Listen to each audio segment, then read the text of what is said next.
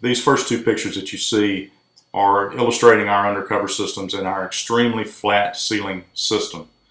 That flatness is achieved in our manufacturing process by a piece of equipment that we have that's called a precision leveler. All of our material is leveled through this piece of equipment that makes it extremely flat before we start the manufacturing process. This shot coming up is one of our competitors with an aluminum system, and the problems with aluminum is they don't hold their shape and they are so lightweight that they tend to pop up out of place as this one's done. Another fault with them, or something that's indicative of the product, is the billowy shape, and when you have a gloss finish it accentuates those imperfections.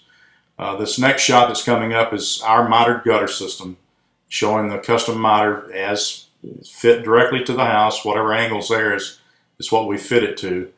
The next shot coming up is that same competitor that I showed you earlier, that uses a pre-made corner with numerous rivets, and you can see those don't line up very well and don't match the gutter system that they're adjoining.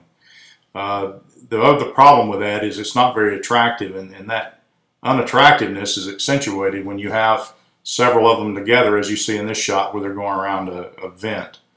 Another problem with that is that the aluminum's not heavy enough to be structural, so they have to be riveted even on the bottom, which is a problem because you've got holes and rivets down in the water level that can cause problems in the future. Now, one of the things that can happen with steel products is you can have rusting, but with rusting you merely touch it up, clean it up, touch it up, and you're good to go. Aluminum can have what's called white rust as well, or corrosion. And what happens with aluminum is you lose surface, you lose material. It's not an oxidation, the material just simply goes away. Another problem with aluminum is its lightweight design, and it's just not designed to be put under a deck where you can have debris loading or water loading. And what happens is when you get a debris buildup, and any amount of water on that ceiling, it can collapse, as this one did. Those brackets that they put in there are just not heavy enough in that thin, lightweight aluminum to hold up anything.